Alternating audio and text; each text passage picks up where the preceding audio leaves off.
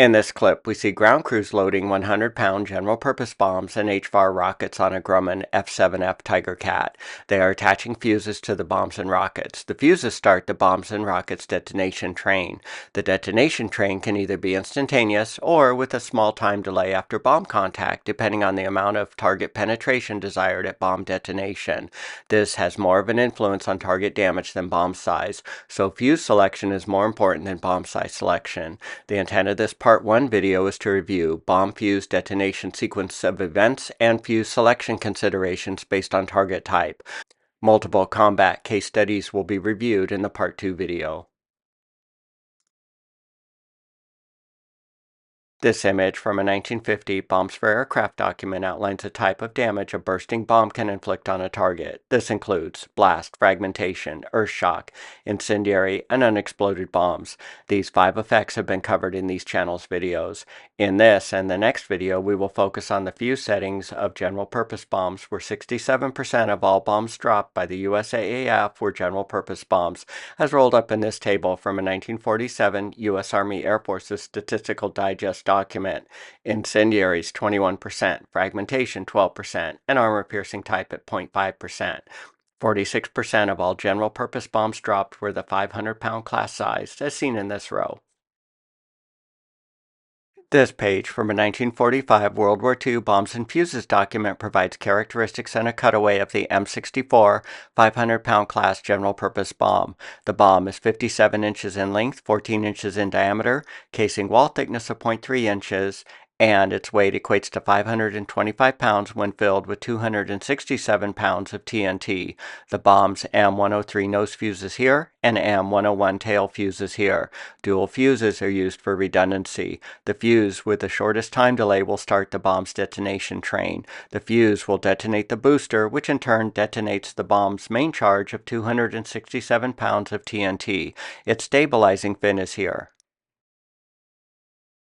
As we saw in the channel's UXB video, the USAAF's bomb dud rate was mainly caused by tail fin failures, which caused the bomb to contact the target on its side. This page from a 1946 Air Material Command document on explosives and terminal ballistics describes the function and types of fuses. Target damage is strongly related to the time of bomb detonation after contact. The duration from bomb impact to detonation is controlled by the bomb's fuse. Fuses incorporate safety systems such that they are armed when well away from the aircraft. For bombs, this is defined as the air travel distance from release. During World War II, fuses were classified as proximity, impact, anti-disturbance, or hydrostatic. Impact fuses were further subclassified as instantaneous, short time delay up to 0.1 seconds, or long delay up to 6 days. This page outlines characteristics and a cutaway of the AM-103 nose fuse. It's classified as an impact fuse. The fuse can be set for either an instantaneous or a 0.1 second time delay to detonation. This detonation feature is selected by turning this set pin. The fuse is armed after the vane has rotated 220 revolutions for a 0.1 second time delay, or 330 revolutions for an instantaneous time delay. The vane is rotated by the air slipstream. As the vane rotates, internal gearing disengages the safety disc, which aligns the firing pins.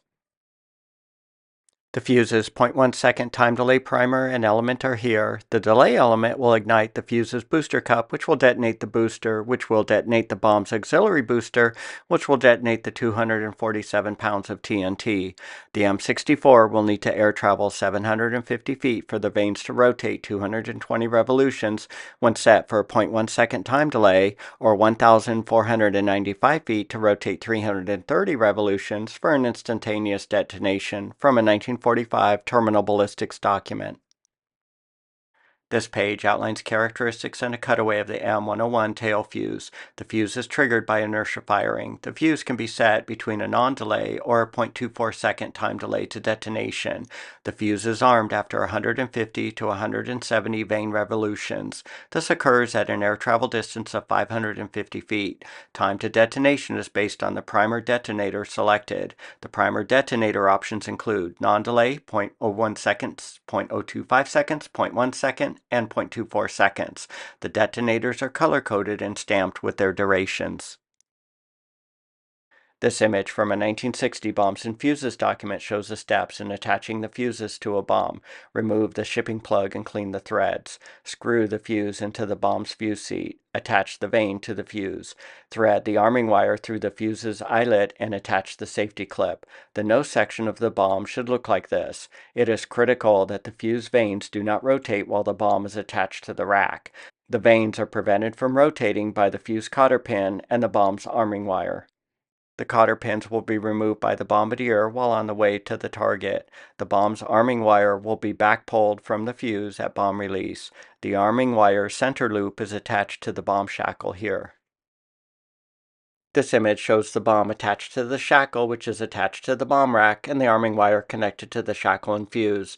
At bomb release, the shackle's hooks release the bomb lugs, the bomb falls, the arming wire is restrained at this point on the shackle, so the arming wire is back pulled through the fuse, allowing the vanes to rotate. If the vanes do not rotate the prescribed amount, the bomb will contact the target, but be a dud. This chart defines both the M64 striking speed and contact angle from a 1945 weapons characteristics document. Assume a B-17 is releasing an M64 bomb at an altitude of 25,000 feet at a true ground speed of 230 miles per hour. The bomb's strike speed equates to 1,025 feet per second, or Mach 0.92, at an obliquity angle of 12 degrees from the vertical. The bomb's time of flight will be 41.9 seconds, as defined on this table extracted from a 1945 fire impact explosion document.